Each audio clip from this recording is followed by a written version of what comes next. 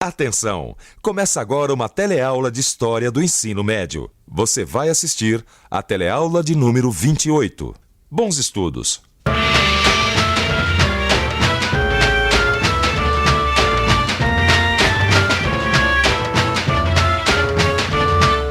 Se você acha que as ideias não ajudam a mudar o mundo, é porque você não conhece o século das luzes. Não tem problema, na teleaula de hoje você vai saber que século é esse. A teleaula de hoje vai falar de mudanças importantes que aconteceram no século XVIII, o período que ficou conhecido como século das luzes. A gente vai ver como as desigualdades sociais daquela época acabaram produzindo ideias inovadoras e como essas novas ideias foram se popularizando e contribuindo para transformar a política e a sociedade em vários reinos da Europa.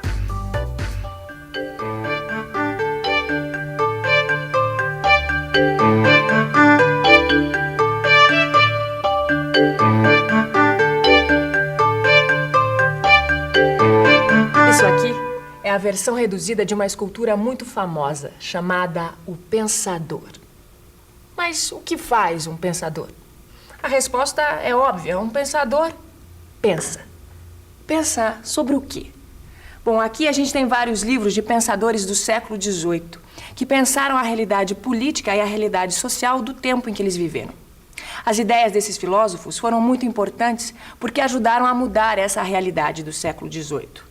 Por isso, antes da gente conhecer as ideias dos filósofos, a gente precisa saber o que estava acontecendo na Europa no século XVIII. Século XVIII. Quase toda a Europa é governada por reis absolutistas.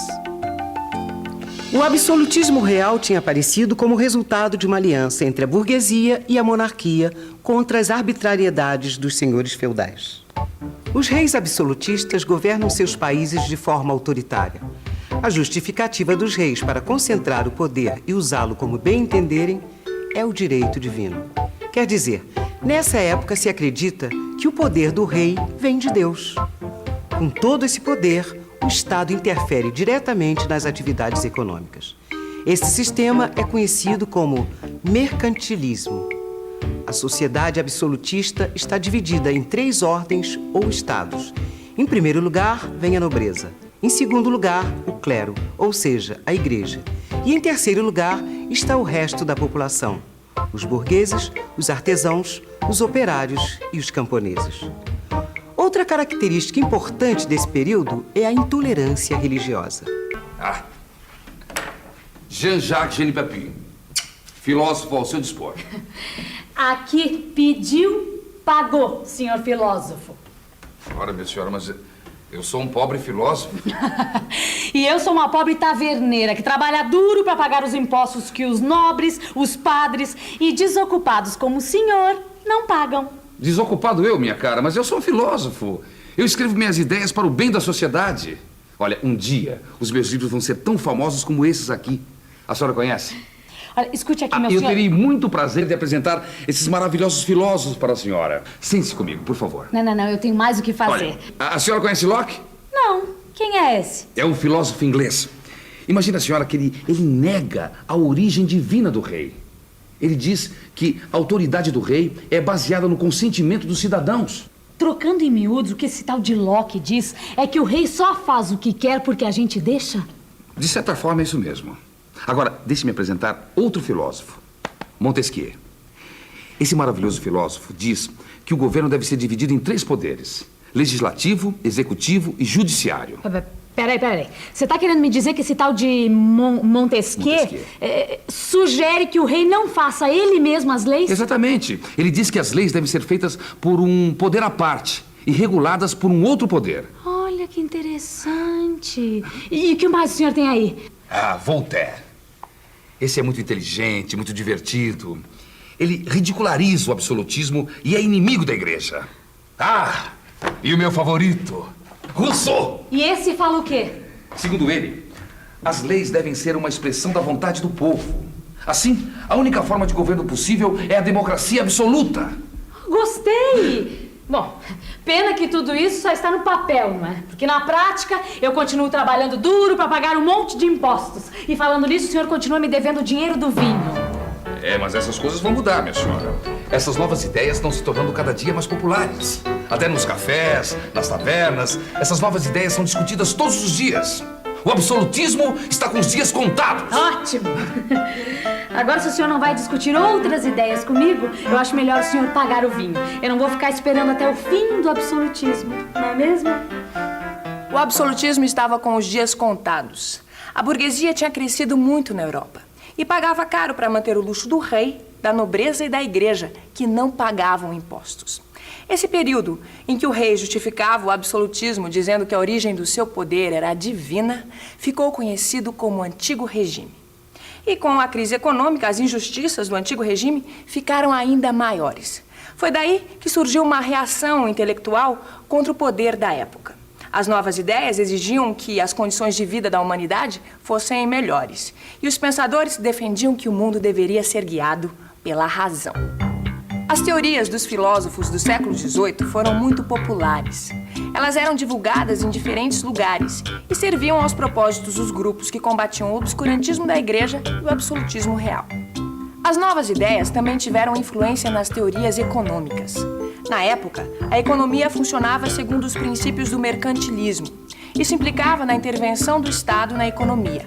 Em oposição a esse sistema surgiram os economistas. Eles diziam que a riqueza dependia da liberdade econômica. Entre esses novos teóricos da economia estava o escocês Adam Smith. Ele foi um dos principais pensadores do liberalismo. Essa teoria defendia a ideia de que o trabalho do homem era a principal fonte da riqueza. A economia mudou mesmo no século XVIII. Depois da invenção da máquina a vapor, o trabalho foi ficando mecanizado. Era o começo da Revolução Industrial. No século XVIII, as condições de vida melhoraram e a população cresceu.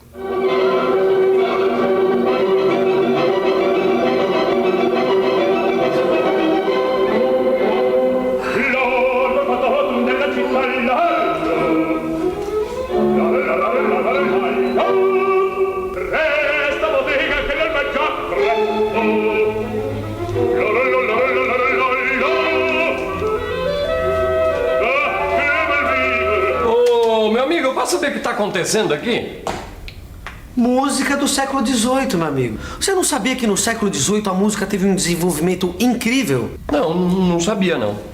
Olha, pois foi nessa época que Johann Sebastian Bach fez inúmeras composições quando vivia na Alemanha. E olha, existia um outro compositor, o Wolfgang Amadeus Mozart, que também foi muito importante nessa época porque fez inúmeras obras quando morava na Áustria. Viena, Áustria. Querida tia Gertrude, a cidade de Viena realmente é linda. É o lugar ideal para quem gosta de música como eu. Fico imaginando como seria viver aqui no século XVIII, que foi quando a sinfonia e a ópera foram criadas. Não foi à toa que Mozart escolheu Viena para trabalhar como compositor. Pois é, aquela foi uma época de grandes avanços nas ciências e nas artes. É por isso que a gente diz hoje que o século XVIII foi o século das luzes.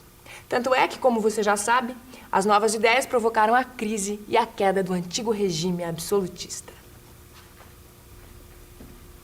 Os reis não queriam abrir mão do poder absoluto, mas ao mesmo tempo tinham medo de que as novas ideias pudessem ir longe demais.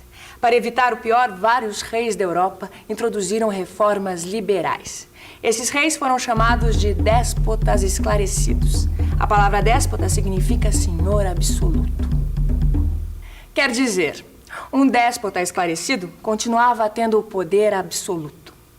A diferença é que eles tinham consciência de que as novas ideias eram legítimas e que precisavam ser levadas a sério. Os déspotas esclarecidos também foram chamados de reis filósofos, o que não quer dizer que eles pensassem exatamente como os filósofos da época. Veja uma frase de Frederico da Prússia que resume bem a atitude dos reis filósofos. Tudo para o povo, mas sem o povo. Só por essa frase dá pra gente entender bem qual era a filosofia dos déspotas esclarecidos. Reformas, sim. Participação popular no governo, nem pensar. Na política ficou tudo na mesma. Em compensação, na economia as coisas mudaram muito na Europa do século XVIII. Europa, século XVIII. Os déspotas esclarecidos tentam retardar os movimentos revolucionários adotando medidas liberalizantes. Alguns reis conseguem transformar seus reinos em verdadeiras potências. Na Prússia, Frederico II acaba com a servidão, incentiva a agricultura e cria ministérios para o comércio e o exército. Em Portugal, o ministro Marquês de Pombal se torna um dos estadistas mais destacados da época. Ele incentiva o desenvolvimento da agricultura e da extração de minerais na mais importante colônia portuguesa, o Brasil, e promove o desenvolvimento de indústrias em Portugal. Na Espanha, o rei Carlos III reforma o sistema colonial, introduz novas indústrias no país e divide grandes extensões de terras improdutivas entre os lavradores. Na Inglaterra, o absolutismo já deixou de existir. O rei continua em seu trono, mas quem governa é o primeiro-ministro com o apoio do parlamento. O aumento da produção industrial na Inglaterra intensifica o desenvolvimento do comércio. A poderosa frota inglesa garante a distribuição dos produtos. E o monopólio do comércio de escravos na América gera lucros imensos para os capitalistas ingleses. A Inglaterra se transforma na primeira potência econômica mundial. A França ficou de fora desse progresso. A monarquia francesa não quis fazer as reformas que poderiam melhorar a situação do povo. E logo o antigo regime começou a desmoronar naquele país. Mas isso já é assunto para uma outra teleaula. Por enquanto, a gente fica com a revisão. E atenção, se liga aí que é a hora da revisão. Na teleaula de hoje, você aprendeu que o século XVIII ficou conhecido como Século das Luzes, por ter sido uma época de grande desenvolvimento no campo das ideias, da ciência, das artes e da cultura. Você também conheceu as novas ideias dos filósofos, que se opunham ao absolutismo e às desigualdades sociais do antigo regime. Finalmente você viu que alguns reis, os chamados déspotas esclarecidos, introduziram reformas liberalizantes para evitar que novas ideias provocassem revoluções sociais. E que essas reformas fizeram com que alguns reinos se tornassem verdadeiras potências comerciais. E já que a gente falou tanto em ideias hoje, eu vou dar uma ideia para você. Estude o seu livro de História Geral. Assim você vai entender muito melhor os acontecimentos e as ideias do Século das Luzes. Até a próxima!